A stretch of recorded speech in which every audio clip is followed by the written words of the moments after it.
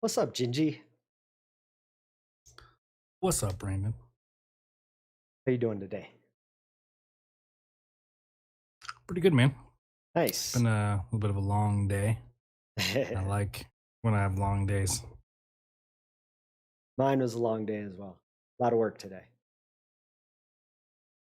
So, question for the I like day. feeling productive. Yeah. All Uh right, let's hear it. yeah, but it's one thing to feel productive and because I did a lot today. I did a lot of work, but when the results aren't quite what you want or expect, it doesn't feel productive. Maybe doing a lot, but when the accomplishments are less than desirable, it it tends to affect me. All right, so yes, the question of the day Yeah. is: do we have free will?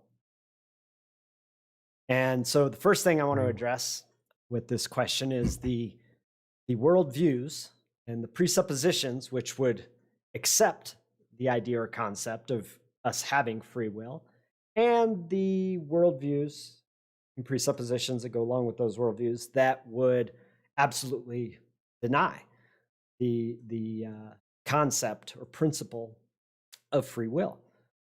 So right off the bat, the two big ones that come up, and which is funny because they're the two most widely held worldviews in the Western world, and that is the what I would call the mechanistic materialistic worldview, which is basically mainstream the worldview held by mainstream science, and the Western religion worldview, which is interesting because on this Right. particular question, they're opposed, absolutely opposites. Whereas with Western religion, Hmm.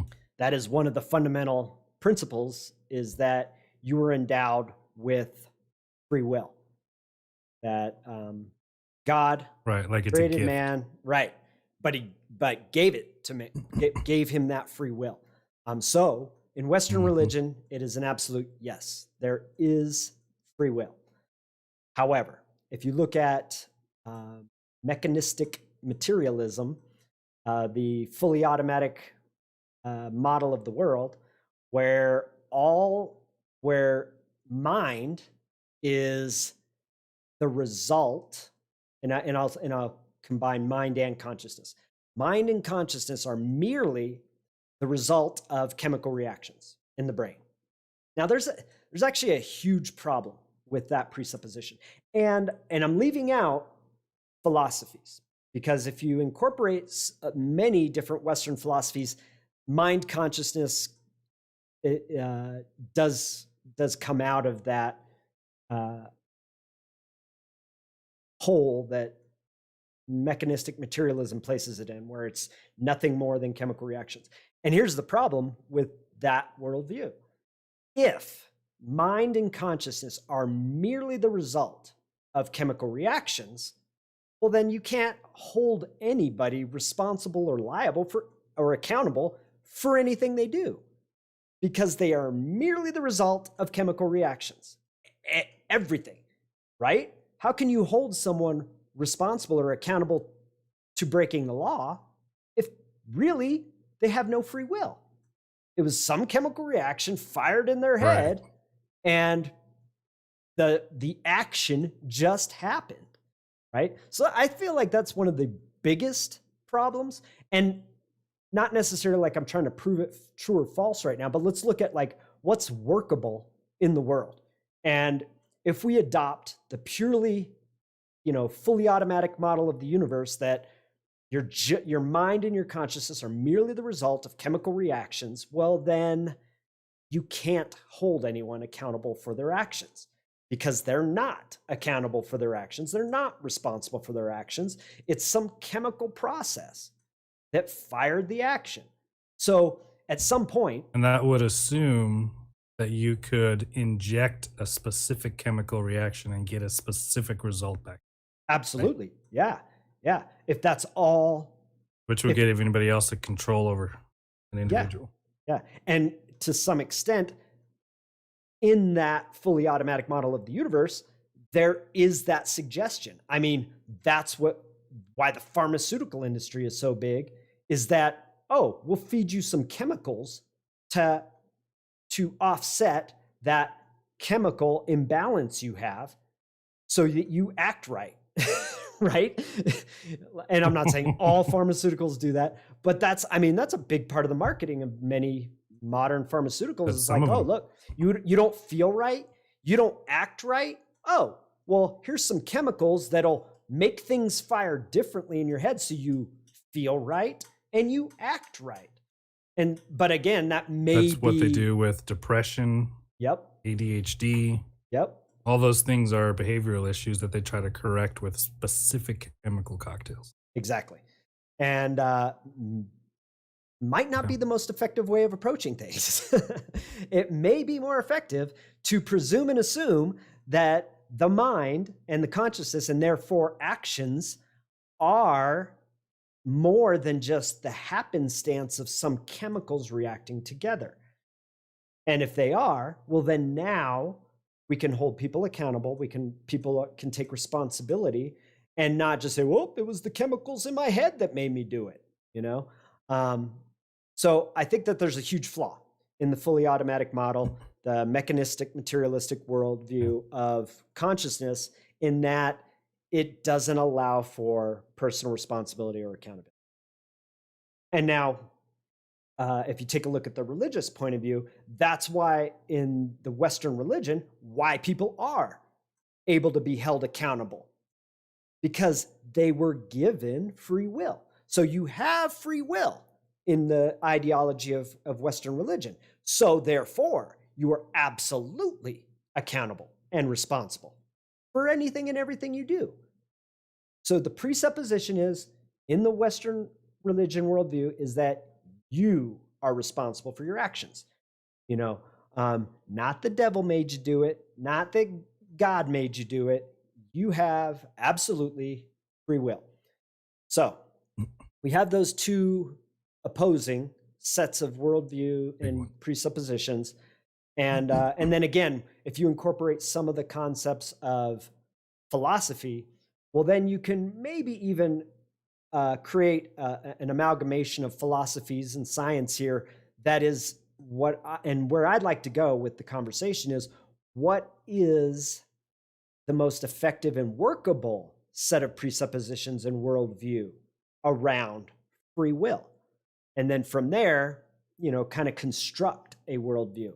I think one of the big things about worldview and people's presuppositions is there's an unawareness, there's a disconnect from how you interpret the world. What fundamental presuppositions that you're not even conscious of, right? And the funny thing is, even though many people are very much attached to the mechanistic, materialistic worldview of modern, and I'll say mainstream science, because there is science outside of mainstream science that can lend some validation and to the concepts of mind and consciousness. However, mainstream science does not allow for it, because it says that the mind itself is just the result of chemical reactions. It's a result of the brain, that there is no separation between the mind and the brain. And for eons, Western philosophy has made a distinct separation between brain and mind, many philosophies. And even there's some more, I'll call them more modern philosophical concepts like panpsychism, which I find intriguing and absolutely. What is that? Panpsychism is that consciousness is a part of everything, not just human beings. So we have an experience of consciousness. And in fact, our experiences themselves are a product of consciousness. And it's saying that there's consciousness to everything, that consciousness is kind of like a fundamental element, or intrinsic aspect to everything. So there's And how do they conscious define consciousness? Do they? y- in that particular philosophy, I'm not certain. But what I would Okay. say a common definition that we can probably apply here is experience, right? So if Okay. if there is if there is experience, then there is consciousness.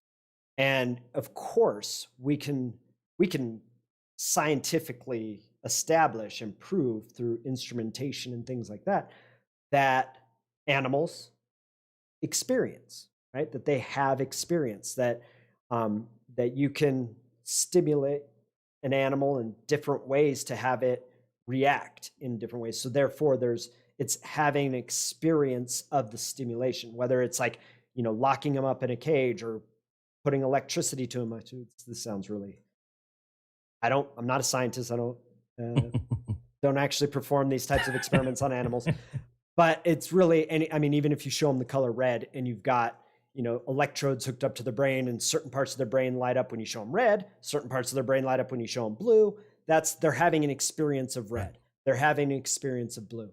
And but then it really with panpsychism, not only is it animals, because it's easy for us to project consciousness on animals because they have eyes and they walk around and they eat. They're similar to us.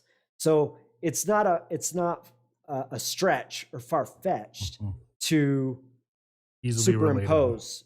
superimpose consciousness on an animal. However, panpsychism would say, well, plants also have consciousness, and rocks, Mhm. and maybe there's layers of consciousness. So you could say, yeah, an individual rock is a form of consciousness, and in fact, that may be the nature of the rock, is that there is rock consciousness and then there's physical rock. But then you can also say that a planet has consciousness, or that a star or solar system has a consciousness, or that a galaxy has a consciousness. And so it's layers of consciousness within layers of consciousness. In fact, you could even break down your own physical being that way as well and say, well, each atom has a consciousness, and each molecule and each cell is a form of consciousness.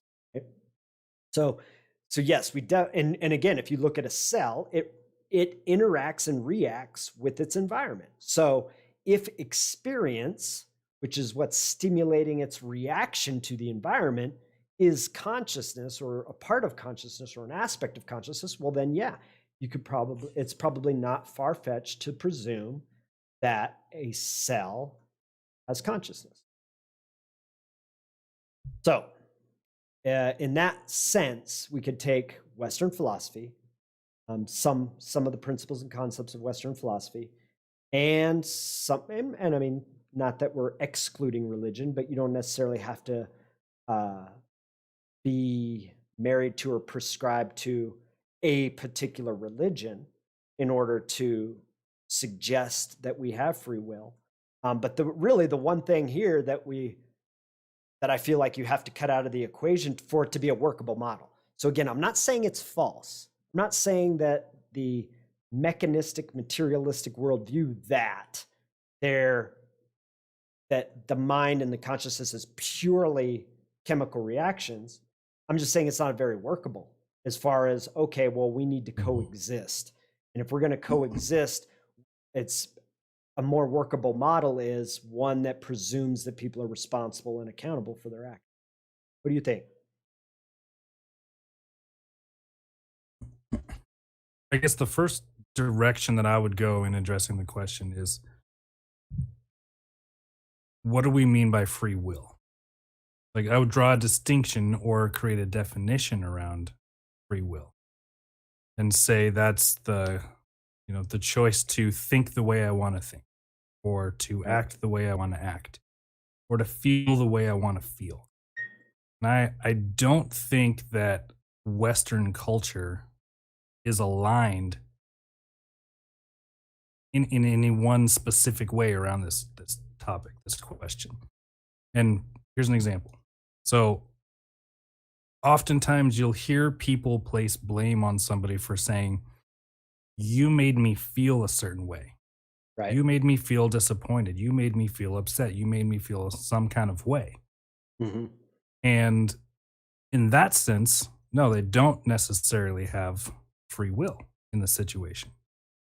However, there's an entirely other perspective and a train of thought in Western culture, which is whatever happens within me is my responsibility. I choose to Right. respond to situations. I choose to take responsibility. I choose to X, Y, and Z. And in that way, you could say, yes, you have free will. Hmm. And it turns into a chicken or the egg conversation, at least in this society, where you go another step further. Okay, well, the conditions of your past, your individual history, allowed you to know that that was a choice. Right. Like, okay, well, then who created my environment and my experiences? Again, could be me choosing to be in a specific environment and choosing the choices I did. So it's ultimately I feel that the a lot of people are divided where even if they do subscribe to, say Christianity, where they do believe fundamentally, spiritually, they have free will. But you will see some of those people talking about someone made them feel a certain way, or Right. I got fired, I had no choice in the matter, or something. And so that's to compromise on that belief system. So at the very beginning, I would say, who is it that you're talking about that has free will, and to what extent? We're talking about, do we all have 100% free will, and we define who we are? I think we get a little closer to answering that question and examining whether or not that's accurate. The And, definitely yeah, and I experience of free think will or not. yeah, and I think that's a an excellent point to address in this conversation because that's actually prevalent in right now in our culture, in our society.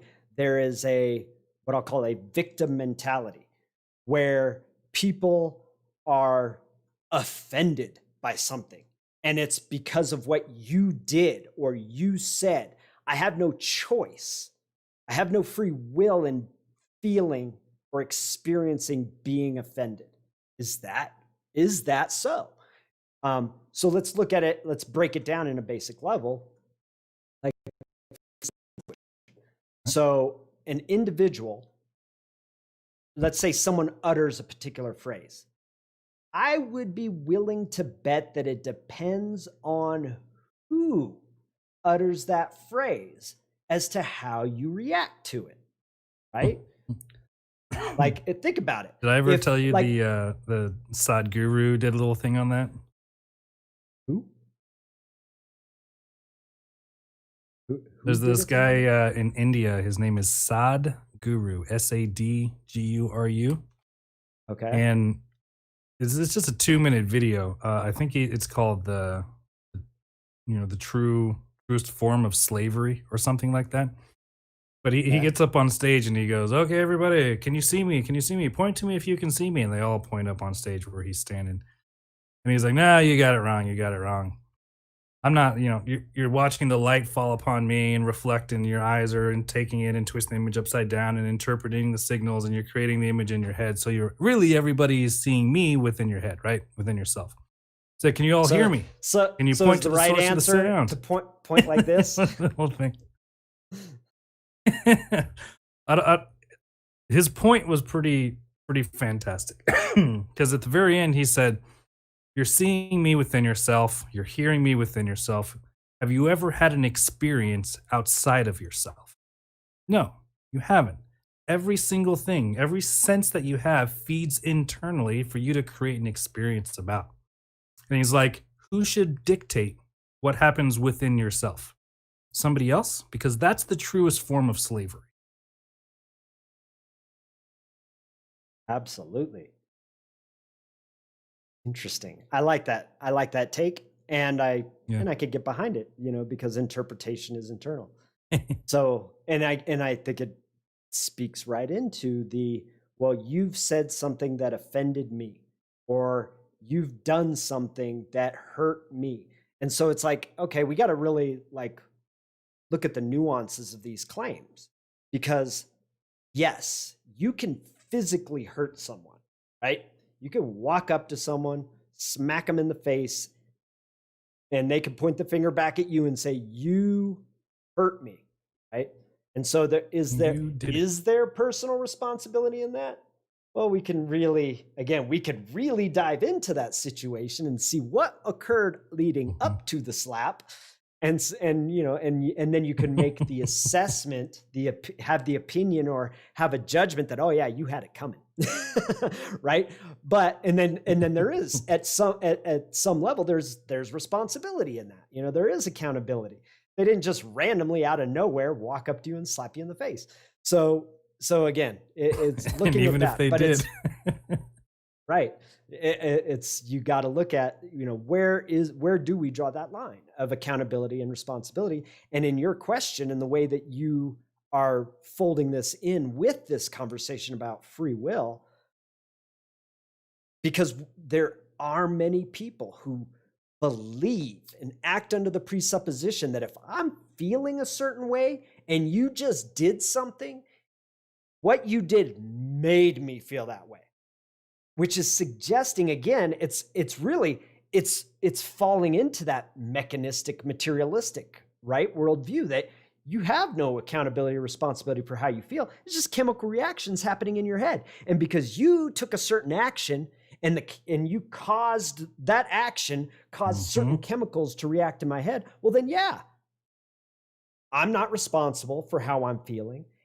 And yet we Trigger and know that response. through, right, but we know through practice, right, and through discipline and through like things like meditation, you can have a direct effect on your response to circumstances and conditions, like uh through the practice of Like that doesn't meditation, already through, happen.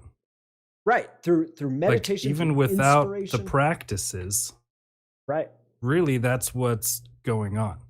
Like Mhm. if someone were to walk up and say, "Hey, you're a fat asshole," and you're like, "Take offense. I'm having this experience now. That guy caused me to feel this way."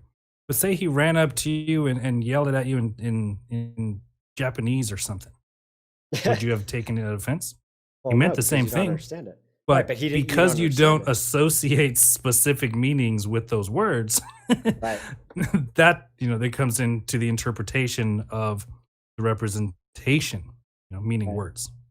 right. And that is like the meaning you give anything, right? Like let's say it's nonverbal. Let's say someone is acting a certain way, you know, makes certain physical gestures. You are giving that meaning. And the meaning you give that person's gestures will dictate your experience of those gestures, right? Like, you know, somebody does that, somebody holds up a middle finger to you. In some countries, that means nothing. So it's like, okay, they're holding up a finger to me. So they haven't, the They're meaning like, they've, right? Yeah. The meaning they've given that gesture doesn't offend. They have, but that's just it. There is no inherent meaning in anything. Oh, well, is it, is there, I should say, I'm going to ask the question, is there inherent meaning in okay, anything? Right? Is anything we I've say, not. does it have any inherent meaning, or do we subjectively apply meaning to what people say? Like you said, you just used the word fat. Like if I walk up and I say, "Oh man, that's fat," somebody might say, "Oh, you know, f you, that ain't fat. You know, that's my dog." You know, and but it's again that meaning, that word is being interpreted from different. It's been Some given people a might different be like, "Oh, meaning. thanks, man." Exactly, exactly. And so it's the meaning, right? It's the meaning we apply. And I get the question of, is there inherent meaning? Meaning, does anything have meaning built in?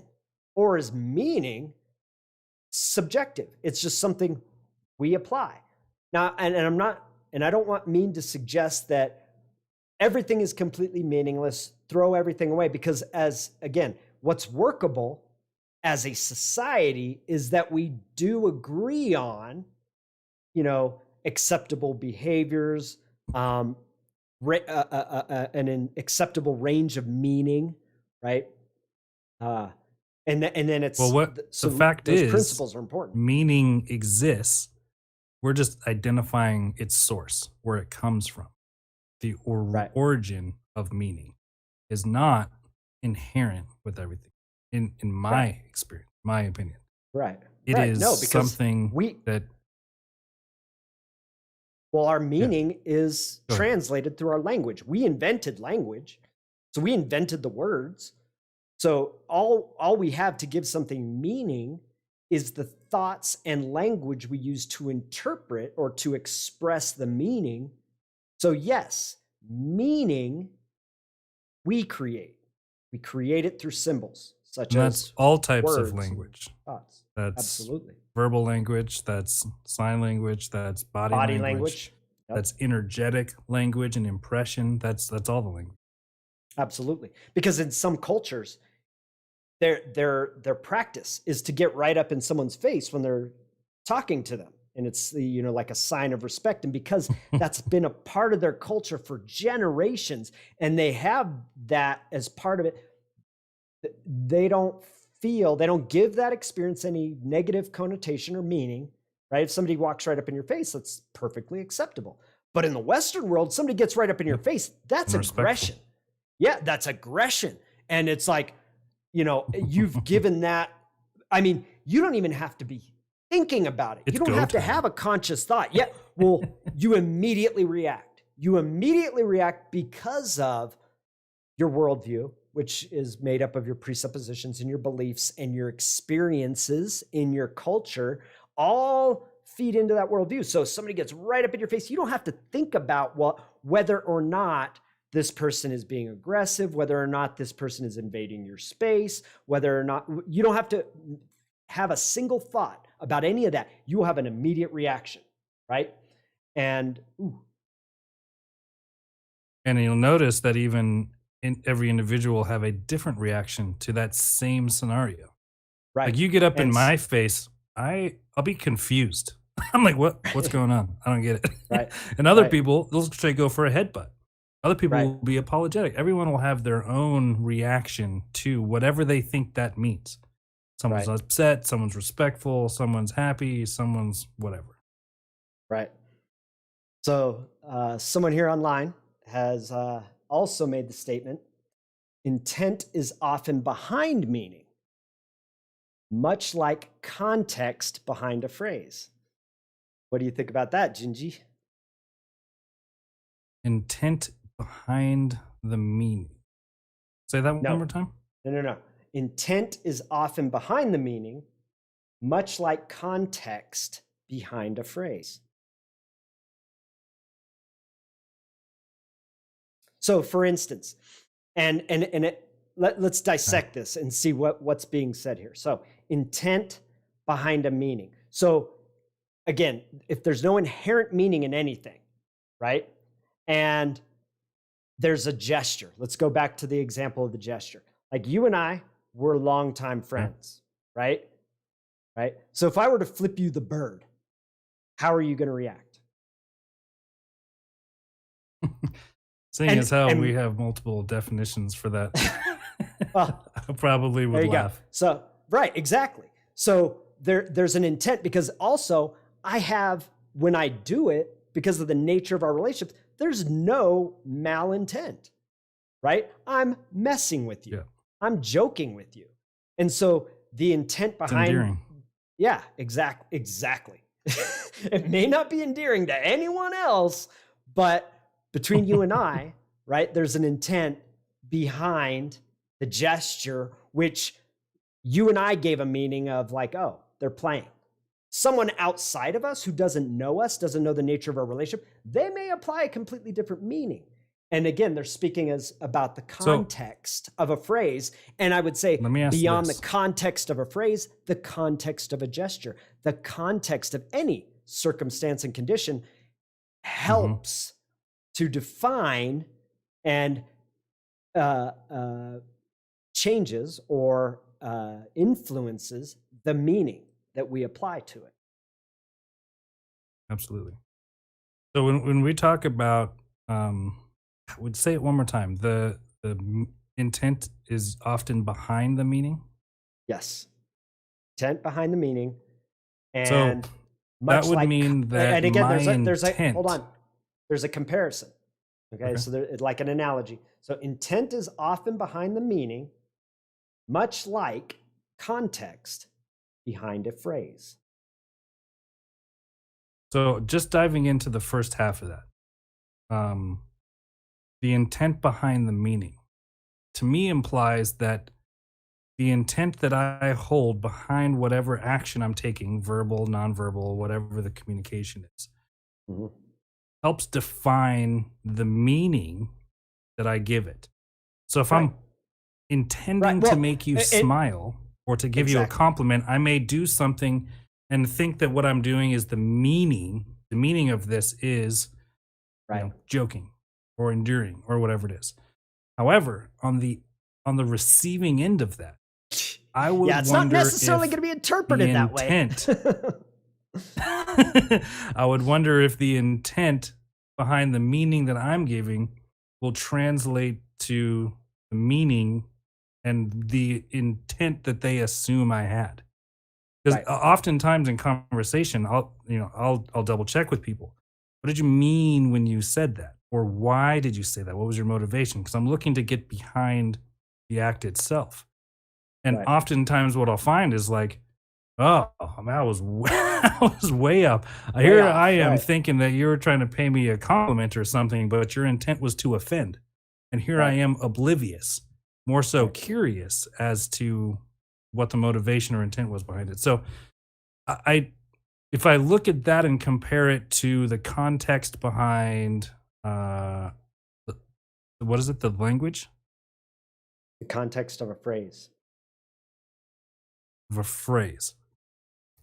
I Um, mean, I you could would apply think it, the that the context context of a phrase to would be about X. the same, right?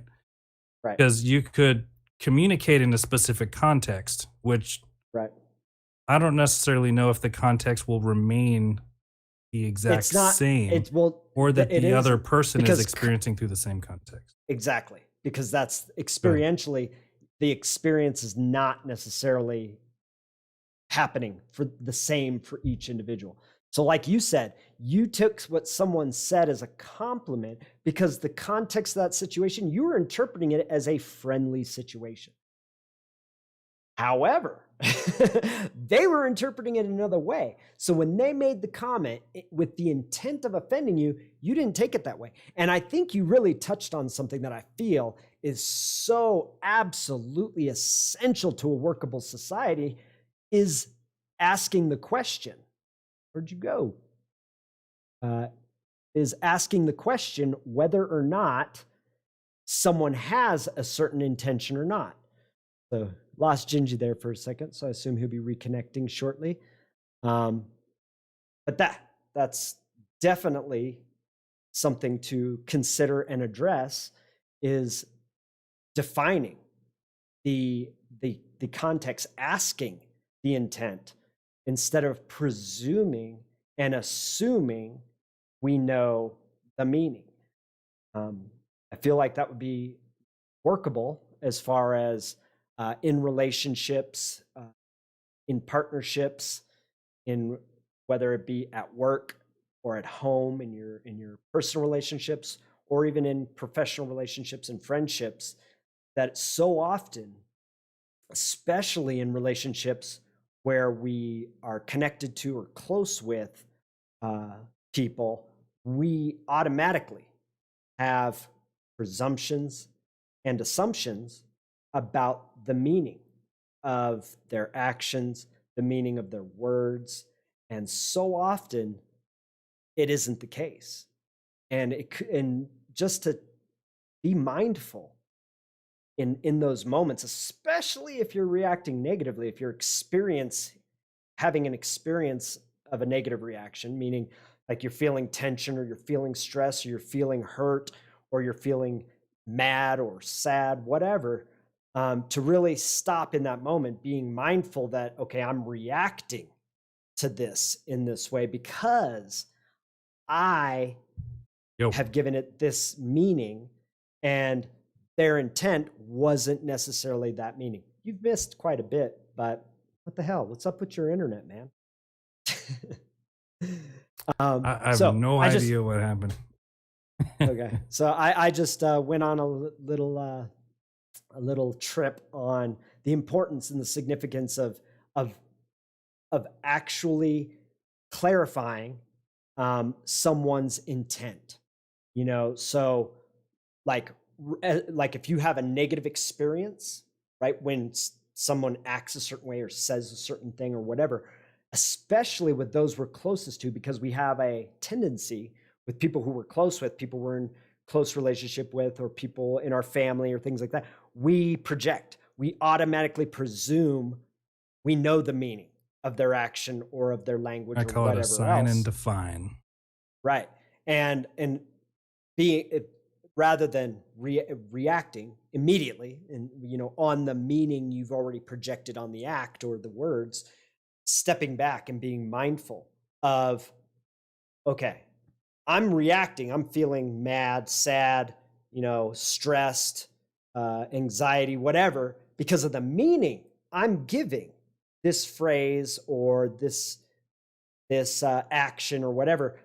Let me step back, erase my meaning and my interpretation of the context here, and actually communicate with this person from a place of neutrality. Because if you're still stuck in they're being an asshole and you go forward and, you know, launch into them, like, what do you mean by that? You know, you're not going to get a very positive reaction. And it may be, and even if they didn't have malintent, your reaction has now taken it to another level. So it may actually perpetuate something that wasn't there before. Yeah, exactly. Okay. That's funny. Person A has an intent to make person B smile with meaning. He can transfer that information. Person B then analyzes the meaning and comes up with an intent, consciously or unconsciously, most of the times unconscious. That is why a stand-up comedian saying a joke with a twist in the end is like a slap. That's interesting, because even a twist in a movie or a twist in a book, man, I've been fired up by books and movies and comedians, like usually in a pretty positive way. I don't usually, there aren't very many comedians. Well, again, I'm watching the comedians who are doing content that I'm interested in and entertained by.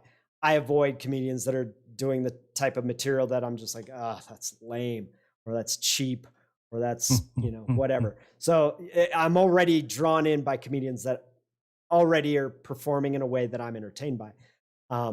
But there it is, right? So they're both the twist in a movie, the twist in a book, or the twist in a joke are playing on, right, the presumptions and assumptions of your culture and society. Like, you already have a feeling it's going somewhere and that it's going to end a certain way, you know? Like, do you ever see even The to Village? The point of creating unconscious expectations of this is what's going to happen. You'll even hear people in the movie, oh, I bet that means this can happen. And they'll attach and align to a specific outcome. And when it doesn't happen, it interrupts them and catches them off guard. And they go, oh, and that's where the laughing comes from. It's like a discharge of the built up energy, right? Right. Yeah. And that's actually, like, I mean, like I said, I remember I read a book. I think it was John Grisham. Did he write The Partner? I think it was a John Grisham, and it was called The Partner. I don't know. And it has this twist at the end that, like, I mean, I was at the point where I wanted to throw this book through the window. I'm like, what? Like, what? And like there was all these emotions, like anger, frustration, like, how can this be, right? And then I sat back, and because the initial reaction, you know, of to that twist, right, and the meaning I gave it, like it created frustration within me, right? But after I got over it and like, you know, calmed down a little bit, I was like, oh my God, that's one of the best books I've ever read. That, or not one of the best books I've ever read. That is one of the best Brilliant. endings to a book I've ever read. Hmm. Like I went from a place of frustration to absolute appreciation. Like, wow, that the emotions that ending of a book just stirred up in me, that was incredible. And again, I think that's the mark of a great comedian that can, you know, stir up that thing, or a great story, right? Because it doesn't even necessarily have to have a twist.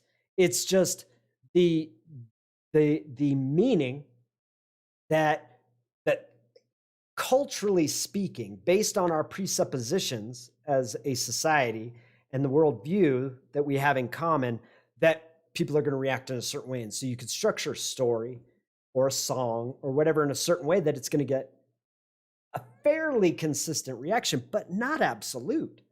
Like, have you ever been watching a movie and something happens and you start cracking up at the person next to you? You know, like, why do you think that's funny? Yeah. Like, and then you try to explain it and they're like, no, I get it. Why do you think it's so funny? No, you know? oftentimes I'm the guy watching a scary movie and everyone else goes, ah! And I'm like, and I'm laughing my butt off at whatever just happened and everybody else is terrified. But right. It's almost as if I lack the ability to fear. Now, I know that's not true because I can fear some totally irrelevant shit. But right. To be genuinely afraid for my life of something, I don't know that I've ever had that experience. Right. Yeah. And I guess actually, it depends curiously enough, there's a buddy of mine who was talking about how certain people, they are born with, or either he talked about it as layers, like solidifying layers. But some people, they don't experience certain emotions. Like he was like, hey, I bet you're just like me. Do you ever get angry? I'm like, well, you know, I kind of feel anger around this and this and this, like, you know, rush hour traffic. And he's like, is that anger or frustration? I'm like, well, yeah, I guess that's more frustration. He's like, have you ever been actually angry? I was like, actually, now you say it like that. I'm like, I've never been angry. I've just gotten so frustrated that my body tenses up and I might shake and I might be cussing and stuff. But as soon as that frustration is relieved, it's gone. Like that's not true anger. And so this ties back in with the conversation about. Okay. You're draw the distinction, because words, just like anything else, don't have inherent meaning. Okay. So yes, there's a definition meaning to anger. And is that what you're saying here? That you've read the definition in a dictionary for the word anger and you're like, that doesn't fit? Or are you operating under some presupposition of the meaning of anger versus the meaning of frustration? No, it's totally presupposition. Okay, because that could just totally be my interpretation of what's happened. Right. Yeah, very well could be. And it wouldn't surprise me if it was. Just in comparing what I know without really consciously going in and defining the words. When I compare fear and anger, it feels like one of either of those two. It doesn't feel like anger. It doesn't feel like fear and anger. But I'd have to look up the definition and you know, dictate exactly which one fits the experience the most. Right. Well, and then it's really, even at that point, like let's say even if you explore the definitions of a dictionary, again, we're talking about what's workable in society. Like, yes, it's important to have common definitions and common understandings of our language so that we can clearly communicate with each other. But I'd say it's also important for you as an individual to have distinctions. So if we're drawing a distinction between frustration and anger, is it? What is the distinction there for you? So the definition. Because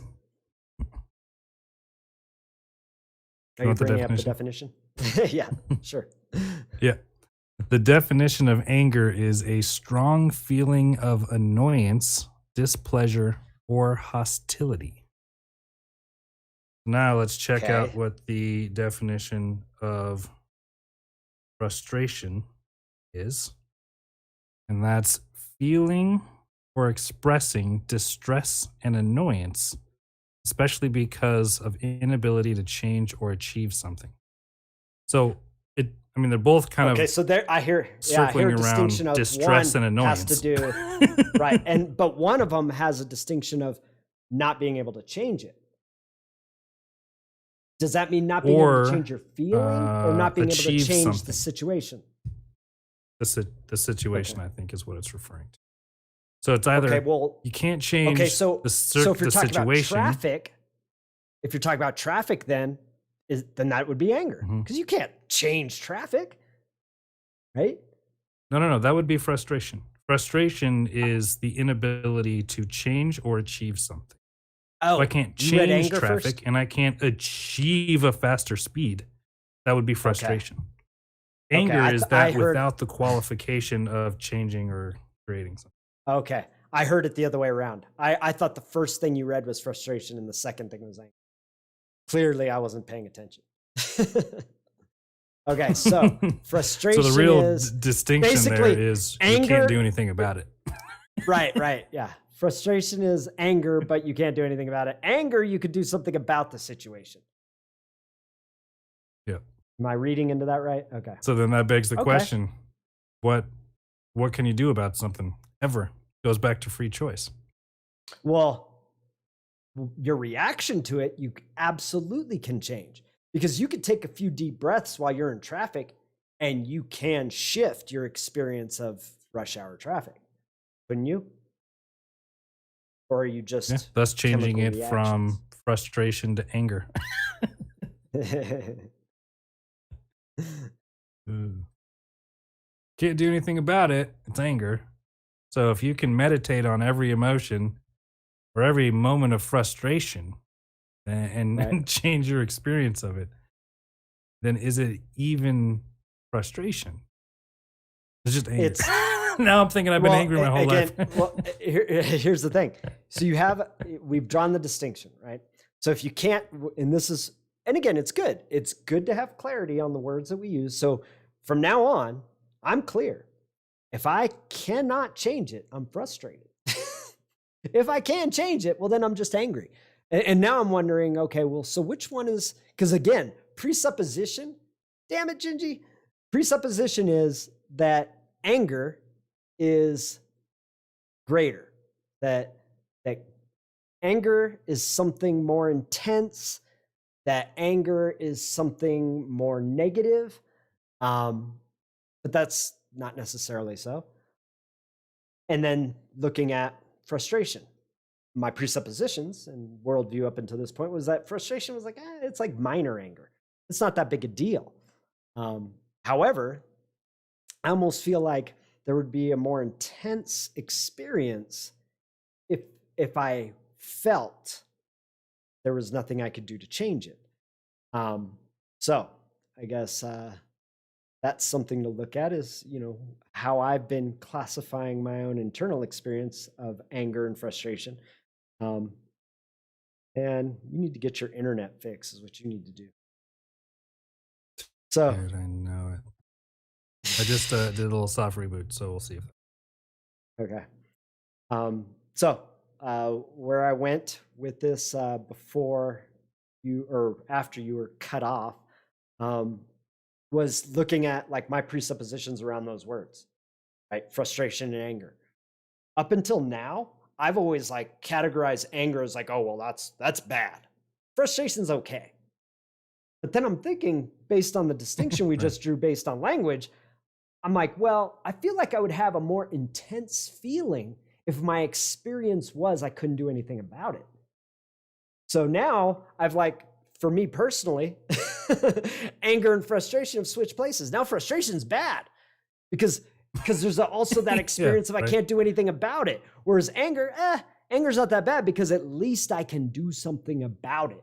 At least I can do something, to change what I'm experiencing. So, or am I mixing those up again? Right? Frustration was you can't do nothing about it. You got it right. Okay. Right. Just want to make sure. Create clarity here. Okay. So that's interesting. And then again, so the point that I was trying to go to with that is going back again to free will. Because if I'm getting pissed off or angry about something, and I'm like, okay, well, some people don't experience certain emotions. Like this guy's distinction about anger and actually, really, I can't even put it on him. He just asked, is it more anger or is it more frustration? I was like, it sounds like frustration, without looking at definitions, without addressing my presuppositions. So there are, this throws the whole thing off now that I know the definitions of these words. I was going to say that knowing or believing that I didn't have any real experiences of anger and majority of it had all been frustration, which may or may not be true at this point in the conversation, then where's the free will aspect of which emotions I choose to experience and which ones I don't? When did I intentionally choose loneliness or sadness or happiness or joy or euphoria or, you know what I mean? Like, where's the responsibility? Right. And are you ever without it? So it's difficult for me to really accept that you're a victim of your experience.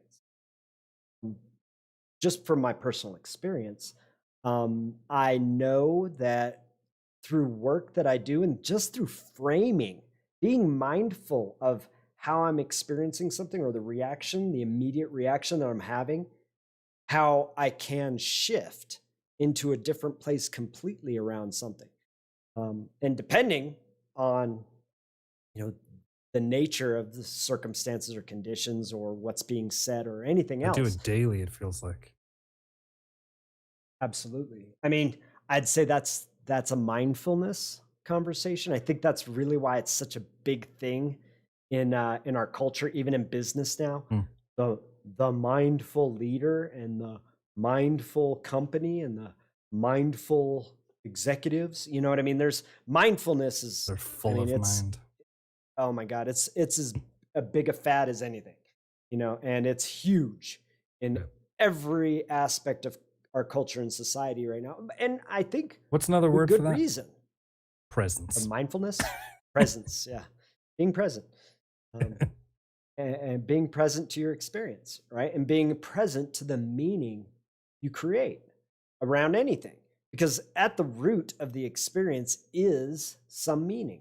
Now, again, there are certain things that we can, like being slapped in the face or like where there's actual physical experience. You can, I don't necessarily want to say you're a victim to those experiences, but you can absolutely say, well, I didn't slap myself, right?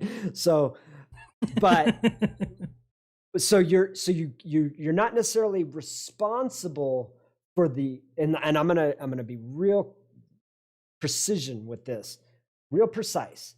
You're not accountable or responsible for the physical experience itself, meaning the tingling in your cheek or whatever. That you're not necessarily accountable for in the sense of you being responsible in action-wise for your conscious, right? Where your focused attention physically affects your body. For instance, you can physically focus on your breathing and you can control that. You could physically open or close your eyes, and so you can control what you see and what you don't see.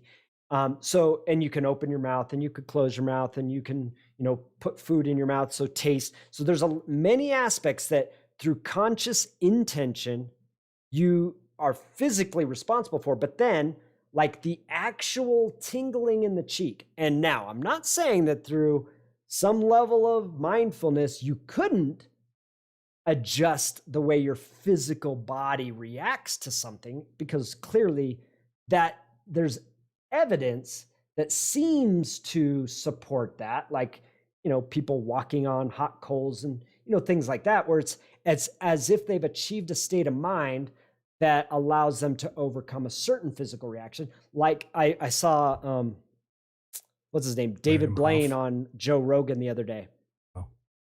And he, No dude, shit. he drank like 180 ounces of water within like an hour, and then threw a frog down his throat, and then spit up the frog. I'm like, okay, for most people, as soon as you put the frog in, it ain't going down.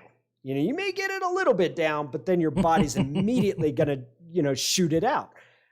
Whereas through certain practices, certain states of mind, like he was able to at least get the frog down, right? So there are different ways that we can, through strengthening our mind and through conditioning our bodies to do things that are out of the ordinary. However, that's where I would draw the line, is that, like, yes, the physical reaction, the actual physical feelings from someone else's actions, you may be able to divide your personal responsibility and accountability. And I think that has to do, Well, I think that speaks perfectly into how our culture has incorporated free will, because it says that if somebody's actions upon you harm you, right? And the way they define harm is not the way, popular culture is defining harm these days, because harm is, well, I got my feelings hurt, I'm harmed. In law, it don't work that way, right? And hopefully it stays that way. But in law, just because you got your feelings hurt, so what? Nobody's being convicted of a crime because you got your feelings hurt. However, if they burned your house down, or they stole your car, or they physically hurt you, well, then that's a crime, because their actions have really, if we look at it, have violated your free will. Because I can willingly give my car to someone, and that's not against the law for them to take it, because I willingly gave it to them. But if they take it, and that's against my intentions, my free will, then it's a crime. So it's like, and so if we accept that free will is a thing, which I feel like we have to at this point, if we want a functional society, like you have to. Let me add one thing to what you were saying. Okay. Because you were talking into free will and kind of the line of physicality. So you couldn't necessarily be accountable or responsible for someone striking you because you didn't hit your own face. But how you feel about it, the story you read up about it, the experience that you continue living on with, absolutely. But I wanted to ask you that in that distinction, and I know I kind of butchered it, it's not exactly how you said it, but my question for you is, does that line of choice or responsibility, does that go away at that line, at that level? Or does it become more of a choice? And what I'm getting at is, what do you mean more of a choice? Could you choose responsibility over that moment versus it being blatantly obviously so? I'd say in the sense of your mindset, meaning I feel that it is much more empowering for an individual to be accountable and responsible. Because if you choose in your mindset to never be a victim, well, then you're always in a place of power. You're always in a place of making a choice. You're always in a power of changing something. Whereas if you're in the mindset that you're the victim of everything, of your feelings being hurt, of the reactions you have, of the nature of your relationships, right? If you're the victim in all of that, well, then you have absolutely no power to do anything about it, right? Nothing you can do about it. You've given your power to everybody else, right? So nothing, like now, in the place of victim, you have to convince the entire world to change. Good luck with that. That ain't gonna happen. Try to get So one I would person even to change. assert, Try to get one person to change. I'd be impressed. yeah, I would even assert that that is the true nature of responsibility. Is not that Right. it's inherent, but that it is choice along the entire way. Proof of this is how many people don't choose responsibility, whether or not the cause and actions that come after whatever has gone on, whatever event has transpired, may point directly towards them as the source. They could say, no, keep going upstream. It was that guy that did the thing to me, which had me do this thing, which is his fault now. And that's interesting because perspective. that has crept into our culture. In fact, Yeah, you see big it time. with sexual predators, right? So it's almost like there's this, and I feel like this is a dangerous slope that our culture is currently sliding down, where there's actual psychologists and things coming out and saying that, like, look, there's nothing wrong with pedophilia. They just identify as a 13-year-old. That's their sexual preference, and that's their mindset. They have the mindset of a 12-year-old. And then not only that, they're not even responsible for that mindset because they were sexually abused as a child. And so it's not even on them, the sexual abuse that they're performing. Like, to me, this is a really dangerous slope and not functional or workable within our society. You know what I mean? Because now it's just, oh yeah, let's just, anyone who wants to have sex with kids, yeah, go for it. Like, how does that sound like a good idea? There's a lot of stuff universe we could get into that does that make sense? But that's the problem. That's the victimness, right? Because I would say there's many. I mean, we could take this in so many different places, but I'd say the two main points to make here is that the one that if someone says they are a certain mindset, like, oh, well, I feel like I'm a 13-year-old. Okay, but that's not the reality. The reality is you're 49 years old. I don't care if you say you feel like you're 13. Like, where do you draw the line? Like, there is physical. Well, the reality is someone else is holding responsibility for the 13-year-old. Right. And then again, and only in the materialistic, mechanistic worldview can this be forgiven, or not even forgiven, but accepted, is that, well, this person's a victim.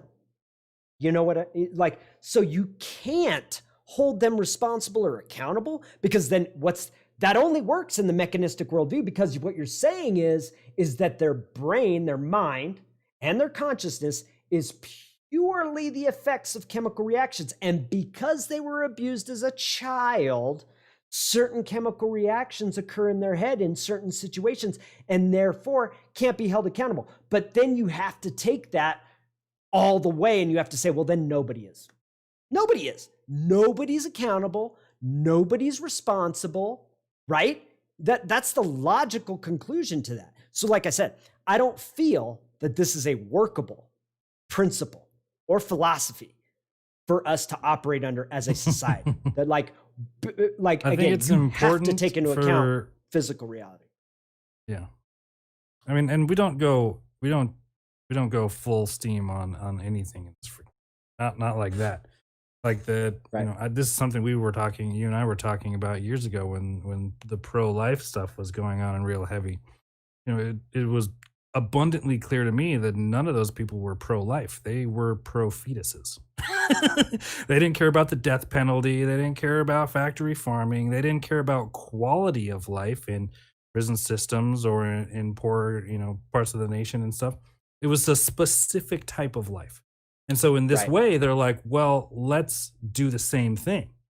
It is important to analyze what I would call contributing factors and say, oh, this person has chose to lean on the influence of their environment or their conditioning or of their illness, chemical imbalance, or whatever it may be. But there's still an aspect of responsibility that they can choose or not choose. And if we hold people responsible and also acknowledge the contributing factors, we reach this really magical middle ground where Mhm. they can be responsible, and we can also start working towards less contributing things that may lead down the same path for other people. Right. But when you And you go could all say, or nothing on either one, it's when you get a little sticky. right. And I'd say that you can apply that, especially like if you look at drug use, right? How drug use is criminalized. And a better way of What kind of approaching that drugs? as a society, well, yeah, the ones that you go to jail for. So I The would illegal say, drugs. I Okay. could say, yeah.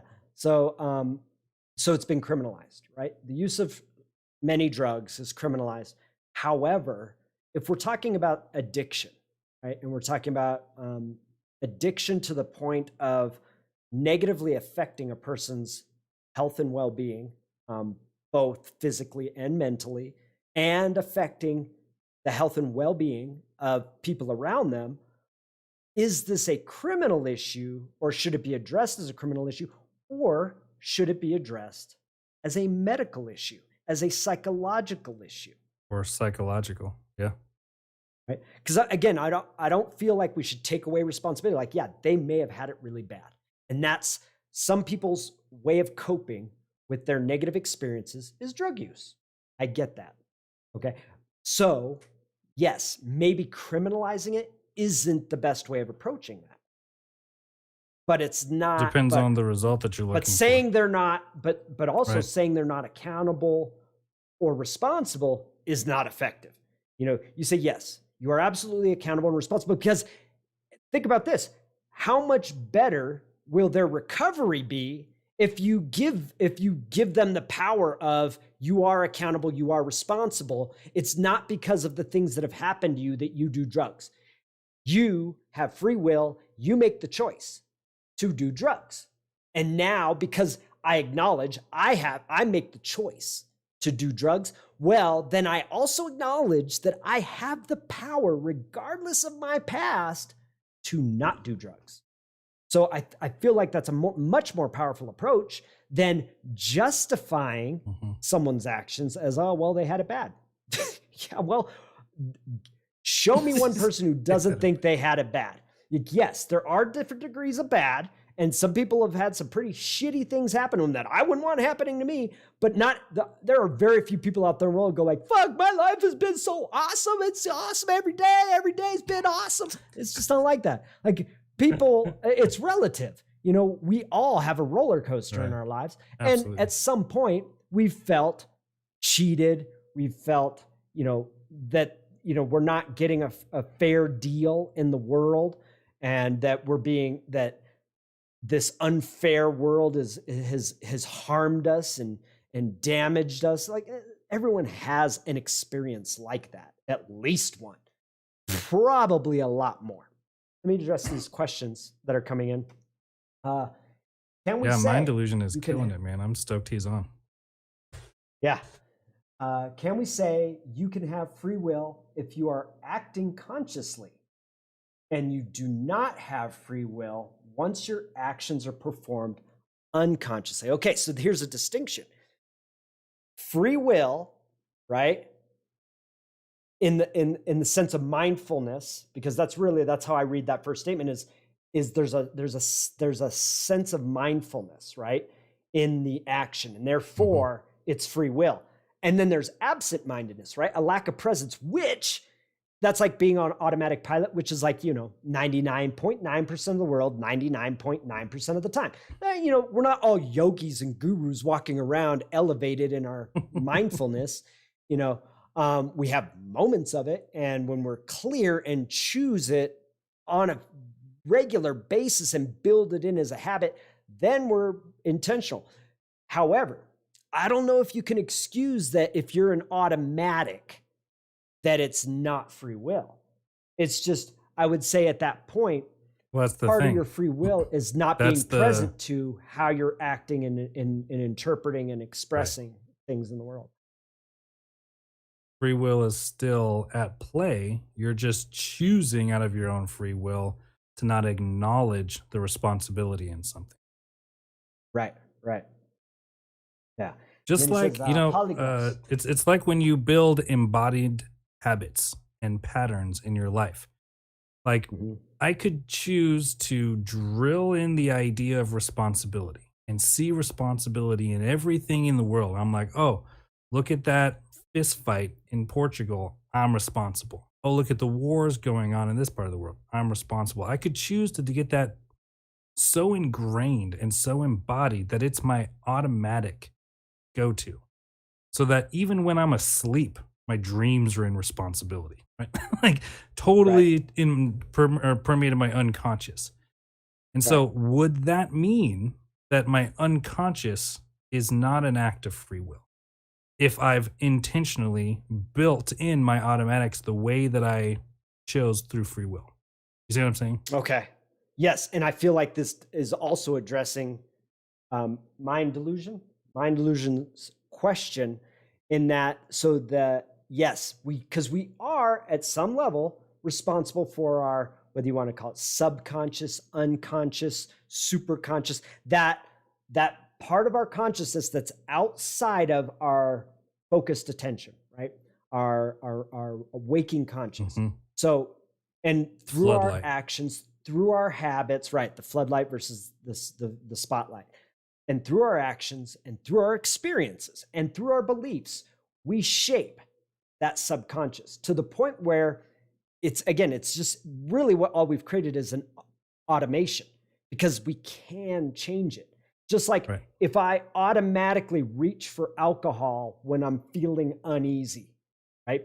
And that's how I cope with my sense and feeling of dis-ease or uncomfortability is alcohol, right? So it's been ingrained. It's automatic. I don't even think about it at a certain point. It's just like every day, certain times of the day, I'm grabbing alcohol, because at a certain point, the alcohol wears off and I'm going to feel uncomfortable. And so so I've got this regular pattern within my life, and I don't have to think about it. It's just always there, always there, always there.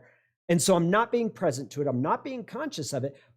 And I could say that that's in the subconscious. And at that point, it's like just chemical reactions happening in the brain. Dopamine gets low, stimulates the desire, and I reach for a beer or whatever, right? So that, in some sense, you could say I would say that's autopilot, but not outside the realm of personal responsibility or free will. That it's just a lack of mindfulness to your free will and a lack of consciousness to your, this is going to sound funny, a lack of consciousness to your subconscious. I'd say awareness before consciousness and subconsciousness. Okay. So the habits and the patterns that you've built in are there. However, they are malleable. They're not set in stone. And that's been shown. I keep thinking of Michael Jordan. I just watched his there's that TV show that's come out, and I forget what channel it's on, probably ESPN or something like that, where it's all about the Chicago Bulls and their whole path, since Michael Jordan was in college all the way through to him retiring. And in watching that whole thing, the dude custom built and created his physical body, his routine, his drive, and now even his sharpness that he kept so active, his sense of competitiveness, he carried everywhere. And then, all this stuff happened. He chose to quit and go the route of baseball. And he had to Yeah. completely remake the way that his body was athletic and his Bad sense of choice. drive and everything to refocus it back into to baseball. And then he said, I want to go back to basketball. And it took a whole nother long period of time for him to readjust himself back to the point where he can go totally unconscious, where he doesn't remember what happens during a game. All he knows is ball and hoop. And Well, and to that's the point and that's where, actually what do they call it? The flow state. The flow right. state. Just Well, channeling that's what basically someone what's calls coming it. through. And I would call it kinetic intelligence, because that Mhm. is something he exhibited to a masterful degree. He had a level of kinetic intelligence that at least in the world of basketball, has very rarely been met. Right, like the guy, like you've seen plays in games where it's clear he's not real clear on the intention other than ball and hoop, but like the physical apparatus of getting it there, there's no way that was planned. And yet ball and hoop, like Yep. again, it was because of, and that's a lifetime of work that he did to get that That is. kinetic intelligence around the sport of basketball. Now, to presume that the same kinetic intelligence that makes you a master of basketball will make you a master of baseball, probably pretty Nope. foolish. And I think we saw that. I mean, he did really good. He excelled and learned and climbed really, like if he had started there, he would have been, quote unquote, the Michael Jordan of baseball. He Right. still would have been Right. that guy. The fact that he put Yeah. so much effort towards one sport and doubled down on it, that's why he became that level of competent or successful with Mhm. basketball. And Yeah, that's it was- purely him getting it as embodied as possible. So you can get the mind out of the way, I'm not even gonna say mind, I'm gonna say brain. When you get the thought process out of the way so that something else can take over. That's still choice. That's still free will. That's still having the intent behind it. Okay, so here in Portugal, it's not a crime. Wait. What's the Maybe one this right one did before it. that one? Yeah, right before that. Okay, so Yeah. polygraphs plus interrogations use a lot of techniques. Can you hear me through the microphone? I realize I'm looking away from the microphone. Polygraphs plus interrogations. You get a little quiet, but I can hear you. Okay. Use a lot of techniques to see if the person had a conscious, so I'm assuming that's conscious and the C got dropped, had a conscious or Conscious unconscious and unconscious intent. intent. Right. So, and Yep. that is, and yeah, I don't know how you measure unconscious intent, but I know, especially around polygraphs. So polygraph, typically there's a crime involved, Well, right? I think it Either I think it that would or it's be their, measuring their level of, like, do the results make them happy? So and so got killed. Are you happy about it? Do you wish it was you? So like if yeah, they're well, remorseful and that maybe not. I don't know. no. That's done at a different level. Trust me. Been through this. Okay. Okay. So, at the level of polygraph, right? They're trying to establish intent because intent establishes whether it's a crime or not. Like you've heard the distinction between Right. murder and manslaughter, right? The difference Yep. is, the only difference is intent. Like if you're driving drunk, right? You're not actually out there like, oh, I'm gonna kill some people. I mean, you might be, but typically the presumption is you're just drunk and driving, right? So when you kill someone, it's not seen as, a murder, Purposeful. which is you intentionally took someone's life. It's seen as manslaughter, which is, look, you're responsible, Accident. and accountable for someone losing their life. However, because you didn't have an intent there, right? And so that in a polygraph, if I can establish intent, it's a more severe crime. right? So that's why it's Mhm. important to be able to Even to premeditated. establish intent. Yeah. Now, unconscious intent, um, I, I guess I don't know. I don't know enough about polygraph to know what types of questions you would ask to really determine whether it was an unconscious or a conscious intent. I could see, Or even how because you to could be pretty direct validate in it. your questions. Yeah, I mean, you could be pretty direct in your questions. Well, you know what? And this may speak into this whole, yeah, this unconscious thing. Like, okay, I'm not going to get into it. That's a show for another time. Okay. Here in Portugal is not a crime to consume, but if you do and get Wait. caught, you need to, He yeah. we got a Did you correct response at it? the bottom. Read that one. No, measuring how you react to lying is what those things are going for. If you know to be true, you won't You react won't to it react as a to it lie. as a lie. Okay.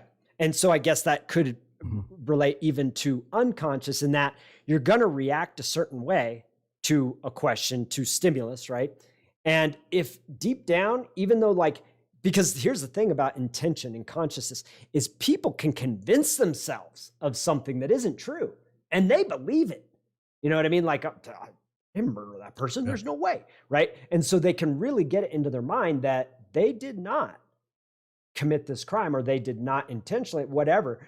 However, at some level outside of that spotlight consciousness, the awareness, the awake consciousness, there may be like, oh yeah, I did it. I knew I did it.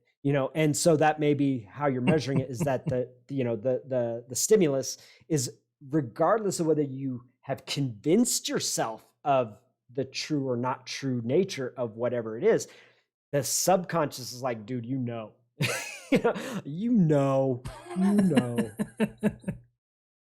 This Right. guy So knows he did it, but he doesn't know he yeah, wanted to do it. right. That's something Here in that's some Portugal, science I would like to get into and understand. Go ahead. unconscious, Just science of the the whole unconscious. polygraph thing and even Uh, hypnotherapy and right. anyway, go ahead. Go ahead. I'm Yeah, daydreaming. it's actually fascinating, especially like hypnotherapy, things like that. Again, the power of the mind and what it's capable of. Because we talk about, the spotlight Mhm. consciousness, right? What you might pick up on in a given day, and you could try your hardest to recall as many facts about that day as you can in your waking conscious, and you'll get a list of, let's say you have amazing recall and memory, and you can recall 100 specific details. Well, if you're taken into a deep state of hypnosis, you could recall every single detail from every single thing happening around you throughout the entire day at any point in time. Like, that's pretty incredible Yeah. that you're actually recording everything. But because your spotlight consciousness only focuses on certain things at certain times, and then only some of that is recallable memory, it's like you're actually getting very little of what your mind is storing. So here in Portugal, it's not a crime Right. to consume, but if you do and get caught, you need to demonstrate intent to chance probably through treatment. Okay, this might be probably in relation to drugs. Change. So here in Portugal, it's not a crime to Right. consume drugs, we'll say. But if you do and get caught, you need to demonstrate intent to change through treatments, physical or psychological level. I think that's an awesome approach to drug use. Dude, You know what I mean? Portugal's Because been again, on the drug game for a long time. They're killing it. Like I remember when I how was are first they? starting to look into the state's war on drugs. I'm like, man, is there any other countries out there that are doing anything like worth a salt? Portugal had full on rehabilitation and like no one's going to jail and prison for their lifetimes for even just using or anything. I was like, these guys are actually treating it. And going back to worldview, it's the entire process. the way that they see the, drug use, the way they see the relationship of a drug user with drug use, and the way that they respond and the outcome that they want is all tied into the worldview of it. Over here, we're Right. like, drugs are bad. People that use drugs are bad. We're going to put bad people in with a cage with other bad people and just lock them away so they're not affecting the good people. And it's all get Right. pushed off down that same road. Whereas if we Yeah. saw it as an illness or something to recover from, or someone actually needed help or connection or support in some way, then we could address it in an entirely different way. But it starts with the space that in which we hold drug users, and the whole idea of the war on drugs and stuff. Like we're fighting a war against some drugs. Right. Okay. Next, I got to remember. Next time, I got to put this chat screen over here next to the microphone because I'm having to do this. Let's see. Sorry for long text, by the way. Really enjoying this conversation. Thank you. And we don't mind at all. I Yeah, man, I'm love glad you are. interacting. Yeah, this is why me and him got on to do this. Is we just love having conversations, about these subjects, and I grow from it. And I love that you're adding something to the Dude. conversation that is, stimulating my mind and taking it in other directions. Like someone in the army. Years need of to be- conversations going, damn, we should have recorded that. We're finally doing it. Right. Like someone in the army, they need to be able to act. Okay, so this is in relation to the last one, I believe. So like someone in the army, Like Michael they Jordan. need to be. No, I believe the last. I don't know. Let me get through it. then I'll make the connection in relation to what it is. Like someone in the army, they need to be able to act and not be frozen with fear. They train to go into automatic mode. They rely on it. Absolutely. So, Yep. and so here's a Yep. distinction we haven't made. The value of habits, right? And that because habits are automatic. Mhm. I'm not saying habits are bad because there's that great quote. Can you bring up that quote? I am habit. I am habit.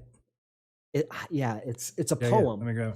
And it's oh god, it's a great one. Just bring it. It's like I will, I'm going to bring about the worst and I'm going to bring about the best. I mean, I've ruined the entire nature of habit it right poem. now, and there's absolutely no surprise now. But yes, read us the habit poem. You want me to read it? Yeah. Okay. Why would I have you look it up for your personal benefit? I was going to save it for later. Okay, so it's called The Habit Poem. I am your constant companion. I am your greatest helper or heaviest burden. I will push you onward or drag you down to failure. I am completely at your command. Half of the things you do, you might as well turn over to me, and I will do them quickly and correctly. I am easily managed. You must be firm with me. Show me exactly how you want something done, and after a few lessons, I will do it automatically. I am the servant of great people, and alas, of all failures as well. Those who are great, I have made great. Those who are failures, I have made failures. I am not a I'm not a machine though. I work with the precision of a machine, plus the intelligence of a person.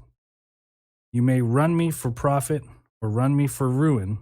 It makes no difference to me. Take me, train me, be firm with me, and I will place the world at your feet. Be easy with me, and I will destroy you. Who am I? I am habit. Isn't that awesome? I love that poem. That's that. awesome. Yes. So absolutely, save habit will ruin you, and it will make you successful. So absolutely, in the military, they build habits, and they build habits that are effective for their purpose, right? Because they can't be in that mindful state of questioning everything when you're on the battlefield. It needs to be automatic. like loading and Wait, should I unloading your run? gun. Can't be like, wait, which way does this thing go? Like, how do you get this thing off? Like, you can't be stuck in thinking about how your weapon is reloaded. It's got to be pop, pop, pop, pop, and it's automatic. You don't think about it. It just happens. So absolutely. So again, not saying, right, that automaticness or habits is bad. It's not bad. But they're a tool. And if the question here by mind delusion is it free will? And I would say yes, because at any moment you could become aware and conscious of what you're doing and stop the automaticness of it. Like, for instance, you hear a shot and you turn to shoot. And if you do have awareness and consciousness, and your mind will process things fast, really fast, and immediately you don't shoot. Now, the habit ingrained in you was to turn and shoot, but then in a split second, you realize, oh, that's my guy, and so you don't. So yes, habit is absolutely valuable, absolutely valuable. Everyone who's successful, it has made them that way. Yet everyone who's a failure, it has made a failure. So habits are valuable. But at the same time, I'm not saying that if you're in the middle of acting in habit, you don't have free will. I think where I'm going with this conversation is I feel the most effective way for us to look at free will is that we always have it. That there's never a time we don't. There's an old saying, and I'm going to butcher it, but it's in reference to habit, and it basically says it's referring to somebody who's unaware of their habits, or at least not intentionally choosing and creating and building their habits. Just like as this poem was saying, I could be on either side of that fence. And it says, it talks about the problem. The problem isn't the habit. It's a good servant, bad master relationship. Right. Like habit. Well, it even says that in the poem, is that habit is a great servant, right? And you determine what habits you have. So, and I feel like the poem is saying that, and that it's like, look, you can use me for ruining your life. You can use me to create wonderful things in your life.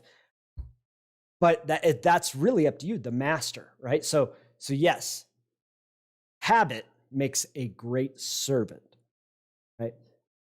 But not being mindful of your habits, and that's the ultimate victim mentality of like the world is happening to me, and things hurt my feelings, and right that's you cannot acknowledge the habitual nature of the meaning you apply to things and your interpretations of things.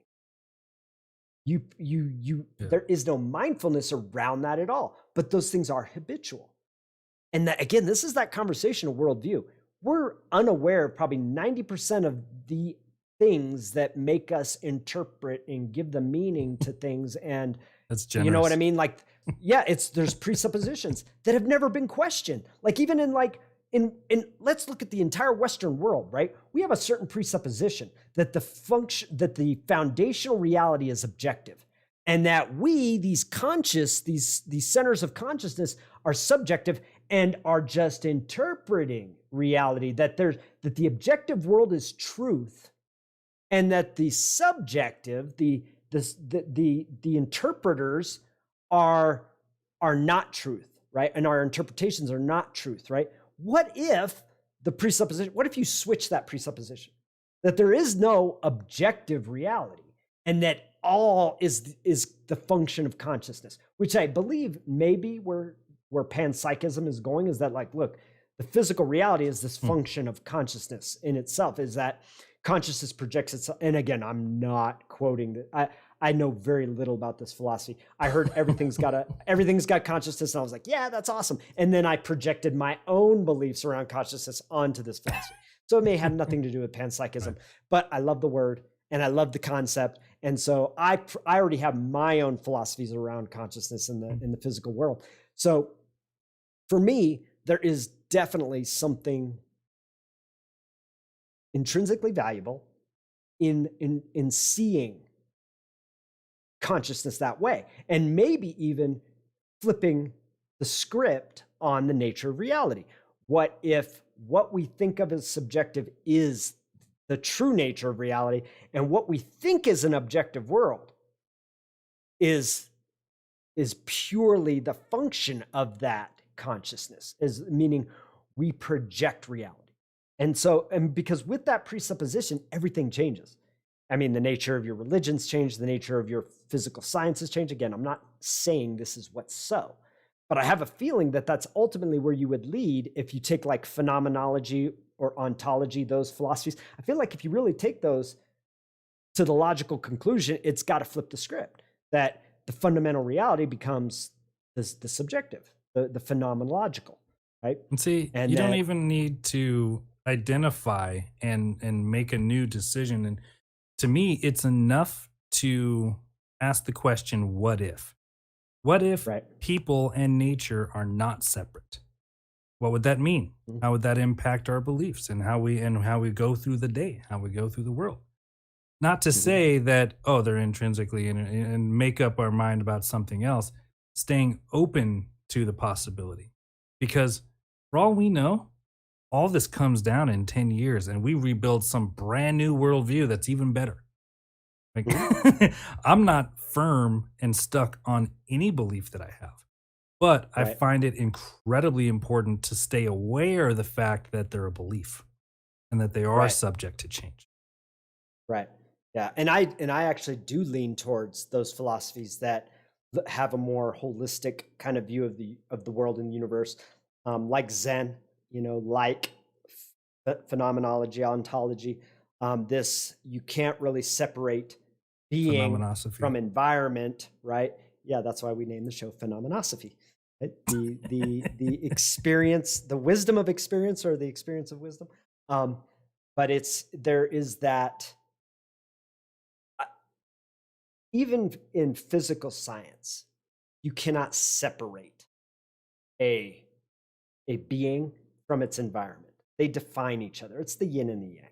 And again, in Eastern philosophy, whether Yep. you're looking at Taoism or Chan or Zen, it is that you cannot separate, those two things. They define each other.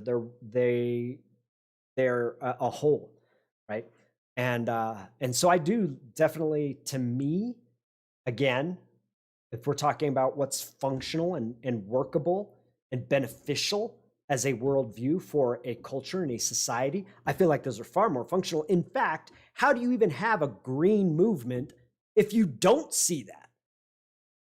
Like there has to be an awareness, a consciousness of Green how movement. important, green shit, like, cutting carbon dioxide and, stop cutting down all the trees, Gingy. Jesus.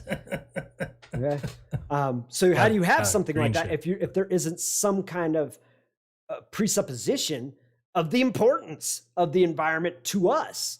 And it's funny because I do see a disconnect there, that's not necessarily where people are coming from with it, because they're like, a lot of people come from this place where, well, that's important, we're not, and it's like, no, you're missing the point. We're essential for it, it's essential for us. You don't say, oh yeah, people bad, trees good, let's get rid of all the people. Ugh. That's, to me, there's a fundamental lack Dude, in an understanding, and it's not. Go ahead. and the belief that if you remove people from the environment that it will thrive more so than it does. Right. And here's the thing. Let's say you got rid of all the people, all the animals, because they're bad for plants, right? And plants, they get eaten by people and animals. They get trampled by, they get burned by, okay. So let's just say, okay, well, plants good, people, animals bad. Let's get rid of all the people and animals. You know what you're going to have? You're going to have the trees sitting around going, we got an oxygen problem. There's too much oxygen in the freaking atmosphere, right? Right? because all Okay. they do is take in carbon dioxide and put out oxygen. And then at a certain point, you've got an imbalance. So we are essential for each other. You need things that breathe in oxygen, breathe out carbon dioxide, and you need things that breathe in carbon dioxide and breathe out oxygen. There's a balance there. You shift the balance in any way, and you have a breakdown because there is a oneness to it. Now, again, this is personal philosophy. I'm not All stating right, I got a science question or for anything. you. Okay, hold on. Let's get through mind delusions here. Well, no, this goes Okay, right in with it's what you directly just said. related. So, Okay. yeah. So last night I was hanging out with some friends, and this girl, we were talking about veganism, and she was like, I feel like if all people went vegan, it would upset the balance and make an unhealthy Absolutely. environment, unhealthy planet, basically. She's like, we need to eat meat. I was like, I had never thought of that. In my mind, if everybody went vegan, we would just grow more plants and raise less animals. Like they're just gonna switch, flip flop a little bit, because it's not like we're just going out into nature and plucking what we need. We're Right. factory farming, which we know Right. vegetable and like soy and corn and all these other vegetable factory farming is just as bad as cows and Worse. pigs and Yeah. poultry and all that stuff. Yeah. So I'm going to add What do you to think? that. Would it tip the scale on that? Absolutely. And I'm going to illustrate it with a point of ridiculousness. This was a real thing that a real person said.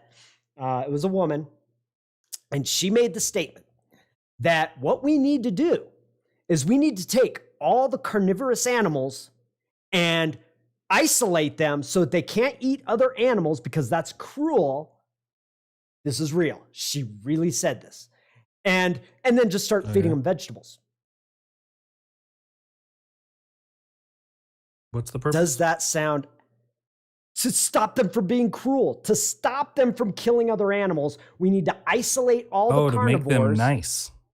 Yes, to make them nice, to make them, because killing's bad. And here you go. This is a presupposition. Is killing bad? Is death bad? Because we operate under a presupposition that it is. What if you don't know? What if when you die, that's the best Have you thing ever you ever died? experienced? You don't know. So, exactly. You don't know. So that may be the best thing you ever experienced. So to presume, and again, we don't question this presupposition. It is ingrained in our worldview that death bad. And it's so bad in this girl's case that she thinks carnivorous animals eating other animals is bad. Now think about if we followed her prescription for making the world nice, what would the result be? It would be horrendous. Well, assuming that the animals would change their mind and stop killing. Start eating vegetables. That's the first place my mind goes to. I'm like, okay, what makes you think you can make an animal with really no left brain frontal lobe overactivity like we've got? You're like, oh, you know what? Chickens are cool. I'm gonna stop, sneaking into the hen house and No. get on my fuck. I'm gonna stop sneaking in there and killing all these. Yeah, no, she was smart enough to prescribe. Like, we weren't going to try to convince them. It wasn't like we were going to perform some kind of animal psychology on lines and go, well, how do you feel about that? You're responsible for the death of that, gazelle. Don't you feel bad about that? Don't you realize that gazelle isn't going to, that gazelle's children now don't have a mother? That's just manipulation. Imagine if your child didn't have a mother. You know what I mean? Like, you're not going to perform some kind of crazy psychology on the animal and convince it not to kill. No, her prescription was lock them up. Talking to training, lock them up and feed them. No, lock them up, feed them vegetables. That was her prescription. Oh, like they're not going to change their minds or their actions or anything at all. No, they're not going to change their minds. You just don't give them the choice. So they can't do it. Yep, exactly. You just take away that option. So then that would remove all the killing on the planet? It would remove all the killing of animals, supposedly. I'm like, I'm trying to follow the logic. In Good luck reality, you locking gotta, all the people. yeah. And then it's like, okay, now you're running out of things that kill things, right? And it's like, okay, so again, the presupposition is death is bad. Okay, so the world being overrun by the population of animals, the population of insects, the population of human beings. Like if death is bad and let's say we come to a point where it's like, oh, we figured out how to stop it. No more death. Yeah, that's going to lead to serious issues. I can already see it. Now you have exploding populations of animals, insects, everything, and that can't be good for the balance of the planet itself. So dude, again, even it's funny if because they were to extend the lifespan of mosquitoes by a day, my life would be over. Absolutely, mine too. It's not a world I want to live on. Yeah, and you're in the hot, wet parts of Texas. God, that must be horrible. How's mosquitoes this time of year? Jurassic. That's all I got to say about Jurassic. like they'll pick you up. Feels like you get hit with a away. paintball gun, dude. Oh my god. Yeah. I forget all that noise. I can't do mosquitoes. All right. They're large enough to have it hurt when they stick their needle in your skin. Like someone just shot you with a paintball gun. I bet. Ah! Oh, I bet. And then you've got a welt. I will not be here forever. Yeah. No, it's the worst. The worst I've ever experienced was Chicago. Like outside Chicago in Illinois. Oh, dude, man, that's even worse. I don't know what it is. Honestly, about I'd rather be mosquitoes. in Texas than Chicago. Dude, I don't know what it is about their mosquitoes particularly, but for one, they swarm. There's just more. Like I'm in a group of 40 people, and they're all over me. So clearly, whatever it is about me, they love. But every bite, and I mean every bite, swelled up and itched like crazy. But they didn't go away for like 2 to 3 weeks. Like this wasn't like something that itches for a couple days or even a week. It was weeks. Oh my God. Yeah. That's Texas. Forget Chicago. Too much water. Too much. I don't know. Anyway. Right. Okay. Back to the Measuring how matter you at react hand. to lying. If you know true, you won't react to this lie. Okay. Feel like we've addressed that. Just some additional info in Portugal. Dude, that's cool we do about not have- Portugal.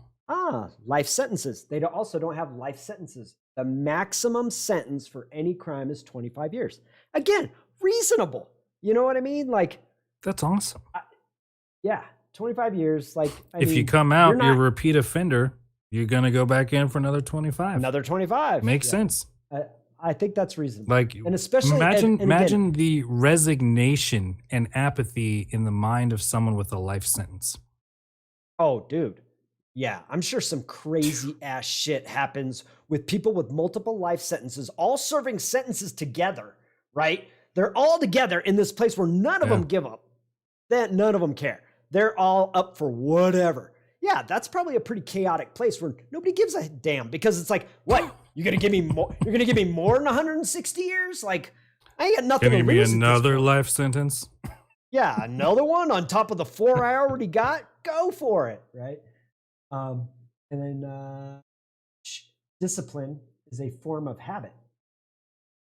Could say a conscious habit. Is Absolutely. it? I would like to talk about that. Okay, discipline. Discipline, I feel like, is what forms the habit. But is it in itself a habit? I would say it takes discipline to form a habit, which is, I think, what you just said. Yeah, that's what I said. So yes, I would say it takes discipline to form a habit. It takes discipline to break a habit, right? Like if you've got a habit, like smoking, right? And you don't want to smoke anymore, it takes discipline because the craving will come up. The physical unease in your body will come up to the point where it's like, well, fuck, the easiest way for me to deal with this is a cigarette right now, right? And so that takes discipline to say, no, I'm not. Or if, again, with alcoholism, if alcohol is how you typically deal with something, in those moments where, yeah, sure would be great right now to have some alcohol, it takes discipline to break that habit, that automaticness that you've built into yourself. So yes, absolutely. I would say they definitely go hand in hand. Whether you're forming habits or breaking Definitely. habits, discipline is an absolute. Or I should say, But is discipline a habit? I think you could get in the habit of hear what he making said. habits. He says a conscious habit. So again, let's look at the words here. He says a conscious habit.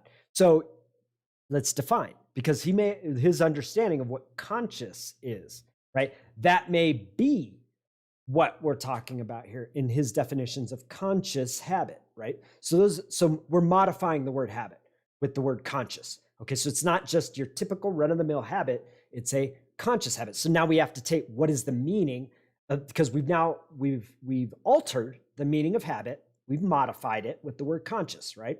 So conscious habit We're making is a distinction, conscious and unconscious. right, which we could look at as we could apply the meaning of intentional. It is, I was intentional about this habit, therefore there was, Or at least that's the discipline aware that it was happening. right. Well, or intentional of it. You know, like I would say it's even more intentional than aware, because you may be aware of your silliness and clear that it's taking you in a direction that's probably not good for you, but it doesn't mean that you're intentional about going where you're heading. You know, like, I can't let's take wait that till I'm example broken of on alcoholism. the streets. Right. Let's take that example of alcoholism. Majority of people that drink every day have heard somewhere in their life that people get addicted to alcohol, and there's such a thing called alcoholism. And they go through there knowing, okay, if I drink every day, I might form a dependency. I might create this into a habit. I'm going to do it anyway. I want to do it. And they push through it anyway. So in my mind, that would still be creating a habit consciously, but not necessarily intentionally. Almost like I'll take the side effects with the pill. You know what I mean? Right. Or a bit of delusion. Like, well, that's weaker people. I can quit whenever I want. Denial, I mean, I've heard that. I've heard that denial, right? So we know that that's a thing that we as human beings, I'm not addicted. I can stop whenever I want. Well, watch. I'll not have one right now, and then, 10 minutes later, you've got one and they're like, wait, I thought you said, yeah, but I want one right now. It's not because I'm addicted. It's because I'm choosing right now in this moment to have one. Sounds like I don't have to have one, right? All right. I think we've, where are we at? Yeah, I think we've taken this subject. So I would say, in conclusion for me, whether you hold a worldview, whether you hold a worldview that says, yes, we have free will, or you hold a worldview that says, no, you're just the result, your mind, your consciousness is just the result of chemical reactions, and therefore you're really, everything you do is predestined based on the series of chemical reactions that your brain is going to go through within your life. And so that's the nature of you. There is no free will. So I like to look at worldview from a standpoint of, okay, well, what's functional and what's workable as a society? Like, you can hold that personally, and if you're going to live in a cave by yourself, who cares? Go for it. Believe in free will, don't believe in free will. But I believe as a culture, as a society, what's functional in worldview with regards to free will is that accepting that there is free will allows us to not only hold each other accountable and responsible for the actions that we do, which I believe that there's been some signs that we're heading down this path that's not going to be the case, that people will not be held responsible, or even even maybe now people are not being held accountable or responsible because of these factors, right? Chemical reactions in the brain.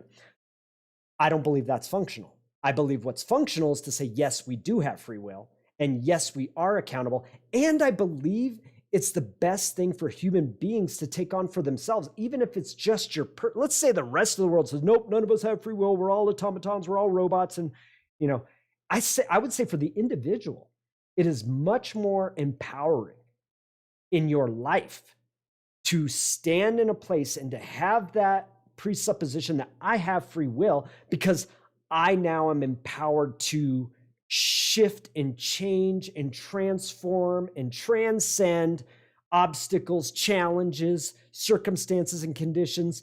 I have personal power. And I believe that that's a place that is the most effective for the individual and the most effective for us as a society. And I'm done. What do you got? Word. um, there's one aspect of free choice, free will, that we didn't go over, which I think is incredibly important because in my own understanding of free will, it's not easily defined until you define who it is that is holding the free. Who is it is the one with the free will? So I would assert that any individual could take responsibility for anything. The responsibility is a choice. That's something we discussed in here. And I would also assert that nobody else is thinking your thoughts, beating your heart, growing your hair. Nobody else is doing those things. So there is an element of you are living because you choose to. No one else has control over that right now. So free will, I believe, is a fundamental aspect of the human experience on the planet. But to understand who it is that is at choice and to what extent, I think begs deeper investigation, at least more so than we've done on this call. Okay. That's where I'll leave it. So you're saying even after 2 hours, we will need a continuation of this conversation at some point. We'll need a whole conversation about Are you what self saying that is in 2 and hours where we free couldn't? will. I agree. I believe that this is actually a much bigger topic than I first believed when I chose the question. It's just interconnected, really. Yeah, you can't separate it from almost every aspect of life. So thank you very much for joining me today, Gingy. Thank you very much, Mind Illusion. You were a great contribution to today's call. I really value that. Hope to see you on here again sometime soon. And live long and prosper. See y'all later. Peace out.